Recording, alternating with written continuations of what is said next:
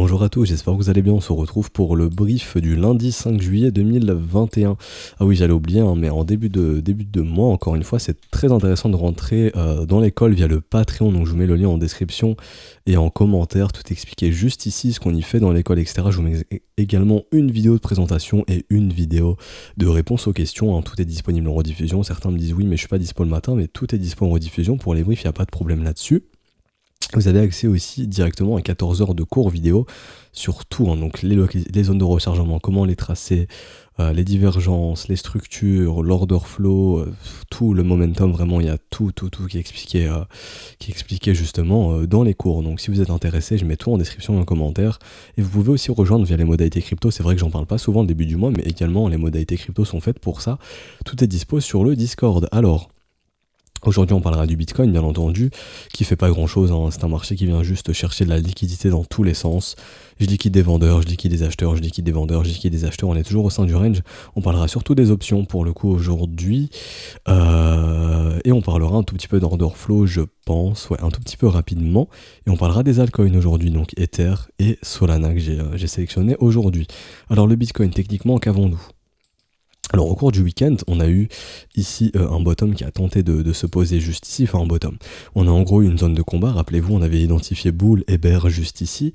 Les bulls ont gagné, donc tout naturellement, on a eu un retracement du mouvement précédent. Ici c'est parti en W, les bulls ont gagné, breakout, et donc à ce moment-là, retracement. On est venu s'arrêter où ? Dans la zone de rechargement de short, bien entendu, hein. Les vendeurs sont venus défendre leur position ici. On avait vu également, ça il me semble que j'en avais parlé, je vais passer en 4 heures, ce sera plus simple, hop. Ici pour le coup, on en avait parlé des gros vendeurs qui étaient venus poser le top. La grosse zone côté vendeur à défendre était ici en gros, hein, 36 250. Dès qu'on est venu à 36 000, boum, le rejet immédiat. Pareil ici, beaucoup de vendeurs, donc ça c'est la nouvelle zone nouvelle zone vendeuse à défendre justement, grosse zone d'intérêt vendeur entre les 35 250 et les 35 500. Également à noter ici, on avait beaucoup de vendeurs qui étaient coincés, donc les vendeurs qui clôturaient ces positions permettaient justement de ralentir la baisse du prix. Et du coup, il y a beaucoup, la chute du prix, et du coup, il y a beaucoup de vendeurs qui ont été coincés ici pour le coup, donc on a été les sortir, ok. Mais la réelle demande acheteuse, ça je vous l'ai déjà montré, elle n'est pas ici. La demande acheteuse, ici il y a une demande acheteuse qui s'est créée, donc ça devient une zone importante, 33 500, mais la réelle grosse demande acheteuse, elle est ici. Elle est entre les 30 500 et les 32 250 jusqu'aux 32 000 $. Elle est plus bas cette zone acheteuse, vraiment la zone d'intérêt acheteuse, elle est plus bas. Avec beaucoup de vendeurs qui sont coincés également, mais c'est pas, c'est un petit peu ici maintenant, mais en gros c'est pas réellement ces zones de prix, c'est un peu plus bas. D'un point de vue liquidation, cet outil qui est très très puissant vraiment pour le coup, qui justement au sein du range, quand on a créé ce range indiqué des liquidations au nord, on est venu parfaitement les chercher, on a fini le travail, boum, on retrace directement. Les liquidations acheteuses du coup se trouvent où plus bas, on se trouve dans les 33 700, donc déjà ici on sait qu'il y a des liquidations à venir chercher. Et également ici dans un premier temps, donc entre les 32 500 et les 32 100 $. Donc si on veut liquider des acheteurs, maintenant ça se trouve un petit peu plus bas, il n'y a pas trop de liquidation acheteuse ici pour le coup. En parlant d'order flow, juste ici, alors hop, on va regarder l'intérêt, le funding, etc. Que s'est-il passé ? Alors pour le coup, au sein du range qu'on avait créé ici, bon, majoritairement un funding négatif tout de même, hein. Donc une offre un petit peu plus importante. Pour le coup, j'ai pas envie de dire qu'il y a eu un FOMO short intensif ici, puisque le funding a augmenté quand l'intérêt a augmenté également, mais on trouvait de l'intérêt sur un mouvement qui baisse. Donc ça montre aussi qu'il y a une demande vendeuse très très probablement avec un funding négatif. Donc simplement, on est venu sortir ces vendeurs, tout simplement. Et pour le coup, est-ce que les gens sont en train de shorter sur le mouvement baissier ? On va regarder ça ensemble. Donc, le prix baisse, l'intérêt augmente. Très bien, et le funding diminue un petit peu, donc oui, on est en train de bloquer un petit peu de vendeurs ici. Est-ce que ça veut dire qu'on va faire le short squeeze de l'année ? Non, on peut simplement bloquer des vendeurs ici, puis en bloquer encore plus bas. Techniquement, ce qui va être important de surveiller pour ce début de semaine, il faut savoir qu'aujourd'hui c'est férié aux US, sur les marchés, donc Wall Street ne sera pas présent encore aujourd'hui, ils rentreront demain, donc probablement des mouvements de prix demain, tout simplement. Du côté de Wall Street, du côté de techniquement il se passe quoi ? On a eu CW qui se sont posés. Donc c'est simple, tous ces acheteurs qui sont venus ici rentrer, tous les vendeurs qui sont bloqués ici, ça devient une zone à défendre. C'est pas la zone d'intérêt ultime, hein. La zone d'intérêt ultime côté acheteur elle est ici. Si on a une zone à ne pas breaker côté acheteur, c'est vraiment celle-ci. Celle-ci si on la break c'est pas dramatique, pour le coup c'est vraiment celle qui est plus basse. Et donc ici, sur Bitcoin, pour le coup, si on maintient cette zone de prix, donc si on maintient toutes ces lignes de coûts, très très probablement on posera un bottom et on repartira plus haut. Et donc le but, ce sera de venir déborder les 36 000 et donc les 36 600. A contrario, si on commence à regagner ces prix ici, là, à ce moment-là, ce sera clairement pour venir sous ces creux juste ici. Donc là, je vais mettre ça en jaune, hop, comme ceci, avec des petits points. Et donc ce sera clairement pour venir dépasser ces zones juste ici. Ok, donc retourner sous les 32 600 $ et donc se réattaquer probablement cette grosse zone d'intérêt acheteuse qui doit tenir. Là, il y a vraiment un gros intérêt acheteur. Si les acheteurs ont une zone à tenir, c'est pas réellement celle-ci, c'est vraiment celle-ci. On peut repartir ici, il n'y a pas de problème. Comme on l'a vu ensemble, si cette zone est maintenue, ici avec tous ces W, ici grosso modo, on repart, il n'y a pas de problème. Par contre, si on repasse sous cette zone, on viendra attaquer ces acheteurs et donc très très probablement qu'on ira dessous. Ok, donc à ce moment-là, la réelle zone, elle n'a pas bougé, c'est celle-ci, c'est toujours celle-ci. La zone de rechargement donc, mais surtout cette zone de prix, ici on l'a vu en intérêt acheteur, il est vraiment sur ces niveaux de prix, hop, comme ceci. Donc là je vais mettre le FIB à droite si je peux, enfin prends-moi le sommet s'il te plaît, vraiment il est galère l'aimant. Voilà, hop, ici je viens modifier, je retire les ratios qui ne m'intéressent pas. Ça m'intéresse pas, ça m'intéresse pas, ça m'intéresse pas non plus. Et non plus, ici je mets les prix, ils sont déjà mis, je mets à droite, et voilà.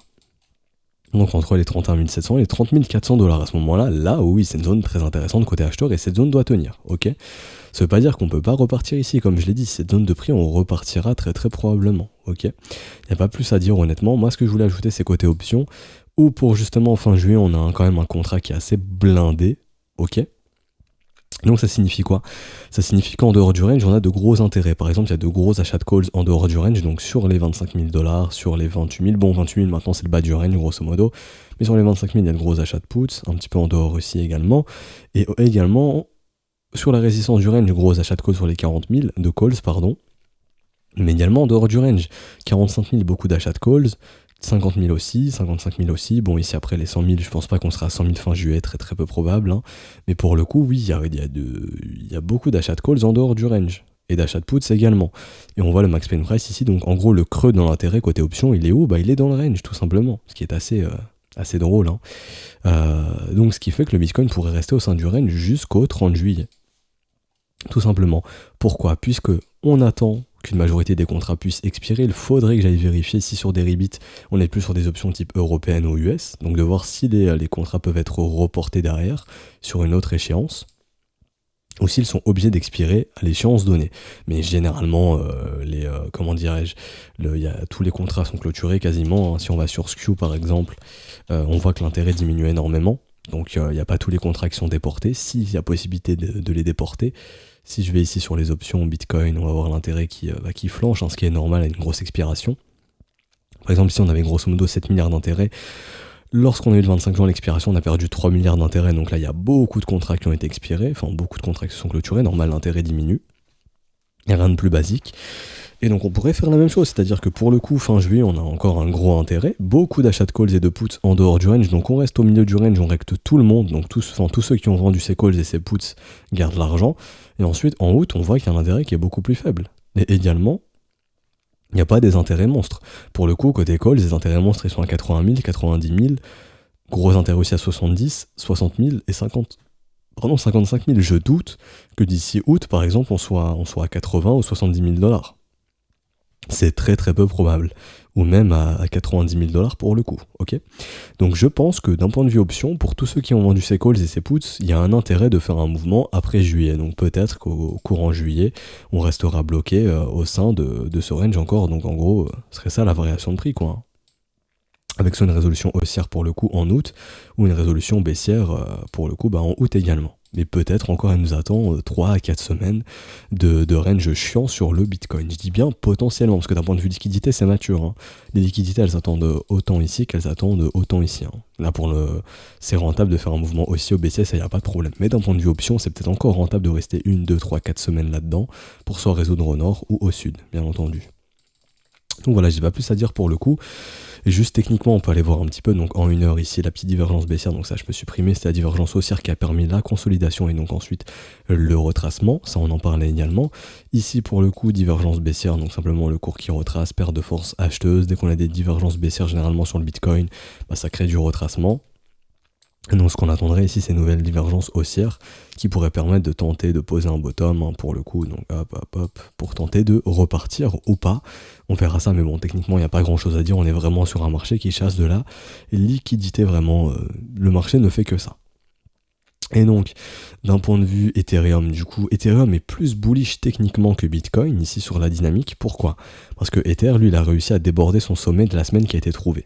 Ici, on a réussi à faire un nouveau sommet, donc, naturellement, on poursuit la dynamique haussière, creux et sommet ascendant. Pour le coup, Bitcoin, lui, c'est différent, dans le sens où il n'a pas du tout réussi à faire un nouveau sommet. On n'a pas réussi à poursuivre cette succession de W ici. Donc si on vient casser les 36 700, c'est très positif. On fera une succession de W, donc une succession de dynamique haussière. Pour l'instant, c'est pas le cas sur le Bitcoin, mais c'est le cas sur Ethereum pour le coup. Donc Ethereum qui a un petit avantage sur le Bitcoin ici, j'ai envie de dire, et c'est très intéressant. Il n'y a pas plus à dire sur Ethereum, vraiment. Ethereum va suivre Bitcoin en fait. Si Bitcoin dump, Ethereum va dumper. On va regarder d'un point de vue momentum sur Ethereum. Alors, est-ce qu'il y avait une divergence ou pas sur l'Ether ? Je pense qu'on a perdu le momentum ici. Oui, divergence baissière sur Ether, donc retracement tout simplement. Ether qui a d'ores et déjà envie de refaire de nouveaux W, donc de montrer qu'il a envie de poursuivre son mouvement haussier. Mais si Bitcoin ne le fait pas, simplement Ethereum ne le fera pas. Donc pour l'instant sur Ether, je vois pas de signe de sommet en 1 heure. Je vois pas une reprise de dynamique baissière sur Ethereum. Je vois juste un marché qui a suivi Bitcoin, qui a retracé simplement suite à cette perte de momentum, mais je vois pas un retour de dynamique baissière. Donc pour le coup, moi je surveillerai personnellement ici la zone de rechargement de short, donc tout ce qui reviendra entre les 2330 et 2360 $, je ferai très attention sur Ether. C'est ce qui pourrait permettre justement d'inverser la dynamique et donc de reprendre un mouvement baissier. Pour le coup, sur Ethereum, ça reste un range, c'est-à-dire que ici on reste bloqué entre le range sur Ether, donc entre les 2800 grosso modo, 2700, 2800 et les 1700 $. Donc on est au sein du range, on n'aura aucune direction claire, et clairement on s'emmerdera sur l'Ethereum. Franchement, il n'y a pas plus à dire que ça. On s'emmerde, la volatilité se réduit, donc on s'emmerde tout simplement. Je vais pas le répéter 6000 fois. Et pour le coup, je vais finir le brief avec Solana ici. Alors Solana, on me demande beaucoup ce que j'en pense fondamentalement ou autre. Fondamentalement, j'en pense rien. J'ai aucun avis fondamental sur tous les assets. Moi, le fondamental, je vais pas vous dire cette technologie est bien ou mal ou autre. Ça, c'est plus l'avis des développeurs ou ceux qui connaissent réellement le développement d'une crypto-monnaie, son fonctionnement, etc. Moi, personnellement, je m'en fiche. Ce qui m'intéresse, c'est est-ce que ça peut amener à développer de l'argent ? Est-ce que le projet, ou tout ce qui sera développé autour du projet, pourra permettre de développer d'autres projets qui justement pourront rapporter de l'argent, donc vendre des choses, etc., ou apporter une utilisation qui deviendra primordiale, qui à ce moment-là créera un réel besoin, et donc si ça crée un réel besoin, ça créera une offre et une demande, enfin surtout une demande à ce moment-là, et donc oui, ça apportera de l'argent. Est-ce que Solana est capable de faire ça ? Si Solana est capable de faire ça, et donc si vous pouvez répondre à cette question, fondamentalement, est-ce que c'est bon à ce moment-là ? Oui, bien entendu, yes, oui, c'est bon. Par contre, c'est une simple technologie qui derrière aboutit à rien et que ça ramène pas d'argent, c'est naze. C'est naze. Mais si ça peut ramener de l'argent ou développer des projets qui autour ramènent de l'argent grâce à Solana, grâce au développement de Solana, là oui, c'est bien, c'est super. Donc si c'est le cas, oui, fondamentalement, c'est bien. Parce que la smart money ou des fonds d'investissement sont intéressés par ce qui va ramener de l'argent. Si demain ça ne ramène pas de l'argent, ils s'en foutent. Okay. Ou si c'est une technologie qui n'apporte pas, par exemple le Bitcoin. Est-ce que le Bitcoin ramène de l'argent à X ou Y directement ? Non. C'est-à-dire que le Bitcoin, il va pas dire oui, le Bitcoin il a généré tant de plus-value ou autre. Non, le Bitcoin il a ramené en gros la blockchain. La blockchain c'est incroyable, on peut développer autour. Et à ce moment-là, on a des actions blockchain justement qui se sont développées, qui développent autour et qui vendent des produits qui tournent autour de la blockchain. Donc c'est pour ça que le Bitcoin est autant valué, puisqu'il a apporté quelque chose d'exceptionnel qui génère de l'argent. Est-ce que Solana est capable de faire ça, oui ou non ? Si c'est non, ça ne servira à rien. Si c'est oui, à ce moment-là, mon humble avis, fondamentalement, c'est puissant. C'est juste ce que je vous demande. Si vous pouvez répondre à cette question, vous allez savoir si fondamentalement c'est bien ou pas. Techniquement, est-ce que c'est bien ou pas ?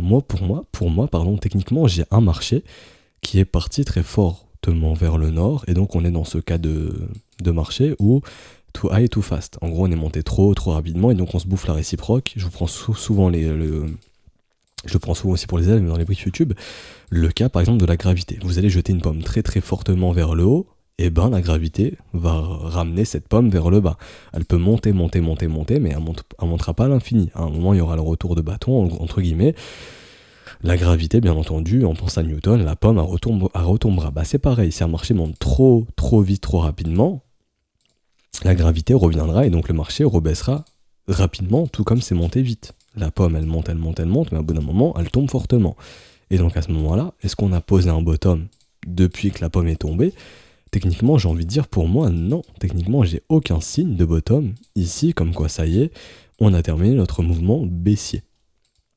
Alors, pour le coup, je suis un peu méchant avec Solana ici, j'ai envie de dire techniquement, mais on commence à avoir un asset qui est sympa, dans le sens où oui, il y a réellement cette zone de prix qui est défendue ici, là il n'y a aucun problème, hein. Toute cette zone ici des 18$, 26$ c'est défendu, et également ici nouveau W c'est défendu, mais à ce moment-là, moi je veux vraiment voir la cassure ici de ce niveau. Et est-ce que ça veut dire que j'entrerai sur l'investissement ici? Non, je cours pas derrière Solana. Solana m'intéressera si j'ai d'autres conditions, c'est-à-dire encore une fois à nouveau, un marché qui va retracer plus, et qui va développer plus, et plus bas, là ça m'intéressera. Est-ce que je vais courir après Solana? Non. Si Solana ne m'offre pas ça, je n'aurai pas Solana en bague. Et je m'en fous, j'ai pas besoin de Solana pour faire du profit. D'autres assets me font ça volontiers. Par exemple, je prends un exemple qu'on a vu avec les élèves juste avant. GRT offre ces conditions. Ici, GRT, oui, là, il n'y a aucun problème. Zone de rechargement, momentum, c'est super, etc. Structure, aucun problème. Là, ça m'intéresse. Mais pour le coup, Solana, fondamentalement, si c'est bien, j'en sais strictement rien. C'est pas moi de dire si c'est bien ou non. C'est le marché en fait, si le prix augmente, c'est que oui, fondamentalement, on sera bien. Si le prix ne fait rien, c'est que fondamentalement, c'est à chier en fait. Faut pas passer par 6000 chemins. Et également savoir si ça permet de générer de l'argent par la suite ou pas. Mais pour le coup, Solana, ici à l'heure actuelle, pour de l'investissement, ne m'intéressera pas. Par contre, pour un investisseur, quelqu'un qui cherche justement à trader, à spéculer sur la tendance du mouvement, à ce moment-là, lui, oui, ça pourra l'intéresser. Donc à ce moment-là, on pourrait d'ores et déjà commencer à créer des mouvements de continuation. Et donc, qui dit mouvement de continuation, dit un Solana qui pourrait nous ramener dans les 76$ au cours des prochaines semaines et prochains mois. Si on vient s'affranchir des 44$, c'est très très important. Mais à l'heure actuelle, est-ce que je suis intéressé pour venir acheter du Solana ici? Non, je n'ai aucune condition qui pourrait me permettre de le faire. Donc si je devais identifier la dynamique, je dirais qu'on est plus sur une dynamique haussière quand même que baissière, puisque ici on est sur un V-top, ok. Bon, ici on a instauré un M-top, pas de problème, et derrière, hop, W qui s'instaure justement direct derrière. Donc les bouges ne lâchent pas l'affaire, ok. En termes de prix, donc là je prends une zone de rechargement, est-ce qu'on est sur des prix intéressants? Alors juste ici, oui, tout ce qui revient en zone de rechargement, on voit que c'est racheté directement, on mèche directement, donc tout ce qui revient en zone de rechargement entre 22$ et grosso modo 13$, oui, c'est très intéressant. Tout ce qui revient dans la zone de rechargement, ça peut être acheté en mode dollar cost average. J'ai vraiment du mal à parler parce que j'ai le nez enrhumé en mode dollar cost average, c'est-à-dire je pose des ordres d'achat pour être au fil au cours des semaines tout simplement, et je me crée un prix moyen d'achat qui est très très bien. Si c'est un prix moyen d'achat dans la zone de rechargement, sur le long terme, j'ai peu de chances de pas faire de profit, grosso modo, c'est ce que ça veut dire, ok. Si j'arrive à acheter ici, dans 3 à 4 ans, j'ai assez peu de probabilité de ne pas pouvoir revendre cet asset plus cher, par exemple ici. C'est simplement ce que ça veut dire. Mais techniquement, est-ce que moi, je pourrais faire une entrée ici sur Solana? Je le répète, non. Est-ce que ça veut dire que Solana est bear? Non plus. Solana n'est pas bear. Solana est clairement rentré dans un ranging market. On a perdu le premier arrêt. Donc vous savez ici que vous n'êtes plus dans un marché en tendance qui va aller chercher de nouveaux sommets très rapidement, comme ce fut le cas au passé, regardez. Et Bitcoin est aussi dans ce cas-là, hein, où vous prenez ici, est-ce que le premier arrêt cède? Non, donc l'objectif du marché, faire un nouveau sommet assez rapidement. Vous prenez ici, est-ce que le premier arrêt cède? Non. Ici on voit bien, ça cède pas, simplement consolidation, W, boum, par mouvement de continuation. Et tant que ce premier arrêt ne cède pas, très très rapidement on fait de nouveaux sommets. Donc ici en moins d'un mois, 24 février, hop, 30 mars, 1 mois et 5 jours, nouveau sommet. Mais pour le coup, Solana ici, il a pété son premier arrêt, donc on n'est plus dans l'objectif de faire un nouveau sommet, loin de là. On est dans un marché qui va ranger, qui va trouver un bottom pour repartir par la suite. Et donc à ce moment-là, pour localiser vos trades, vous utilisez zones de rechargement, creux dans la value, etc. Donc ici, on voit qu'il y a des raisons de revenir proposer du business ici. Je dis pas qu'on va y aller. Et je dis juste que techniquement, on pourrait y revenir. Donc entre 14$ et 5$ ici. Je dis pas que Solana va aller absolument à 5$. Je dis juste que ces creux dans la value sont souvent revisités. Tout comme ici, quand on revient ici, on est en train de travailler ce creux qui s'étend jusqu'à 15$. en pleine zone de rechargement. Donc peut-être qu'on n'ira pas combler ce creux ici, mais peut-être qu'on va combler celui-ci. Donc ici, même 15$, c'est un prix qui est assez intéressant. On voit ici qu'il y a eu une grosse demande pour ces prix. En tout cas, un gros échange entre 15 et 12$. Donc déjà ici, celui qui fait du dollar cost average, 12 et 15$, il se doit grosso modo de les acheter théoriquement. Et idéalement ici, les whales, où elles ont cumulé ici entre 4$ et 1$. Donc dites-vous que ces whales peuvent encore vendre en profit, majoritairement si on prend la moyenne d'accumulation, jusque en x14. Ici, il y a des whales qui peuvent encore vendre en faisant du profit à x14. Si certains, par exemple, sont entrés ici, malheureusement, eux sont à moins 35%, mais d'autres whales, dites-vous qu'elles sont, enfin la majorité des tokens, hein, ici, sont encore en x14, c'est énorme. Donc dites-vous, vous achetez ici, par exemple, à des whales qui peuvent encore vendre à x14. Donc ces whales, elles peuvent vendre encore longtemps, hein. Même ici, elles peuvent vendre encore en x6, et elles peuvent faire du profit et racheter par la suite sans problème, voire encore plus bas. Donc les whales ici peuvent vendre ici, récupérer du x14 pour par exemple racheter ici à 12$, et donc il y a une grosse plus-value, elles amassent beaucoup de tokens ici par exemple, ok. Techniquement, j'ai un marché qui essaye de poser un bottom ici, ça se voit ici, on essaye de poser un bottom au niveau des 20$. Mais est-ce que c'est confirmé? Pour moi, non. Pour confirmer ce bottom, il faudra venir casser les 44$. Et donc les investisseurs qui sont déjà dans Solana, s'il y a une cassure des 44$, à ce moment-là, vous avez réellement de grosses probabilités de revoir de nouveaux sommets, donc de reprendre un cycle haussier. Mais tant qu'on ne s'affranchit pas des 44$, il ne faut pas créer victoire trop vite. Donc c'est comme sur le Bitcoin. Vous avez un range entre 44 et 20$. Si résolution haussière, c'est bien, nouveau sommet. Si résolution baissière, à ce moment-là, vous avez les objectifs. Vous savez que déjà 12$, 12-15$, c'est un prix à venir chercher. Et à ce moment-là, vous savez qu'on peut revenir dans ce creux ici.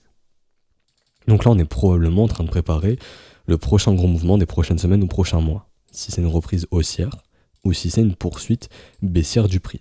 Si vous passez en log, vous voyez qu'il y a de la marge. Vous pouvez vous dire, mais non, on ne retournera jamais aussi bas. Mais passer en logarithmique, vous voyez qu'il y a de la marge ici. Sans problème, il y a vraiment beaucoup de marge.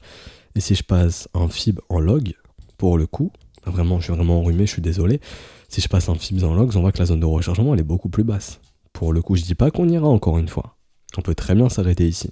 Mais pour s'arrêter ici, il faut vraiment casser les 44$. Si on les casse pas, à ce moment-là, on peut rester bloqué dans le bas du range et pourquoi pas résoudre vers le bas.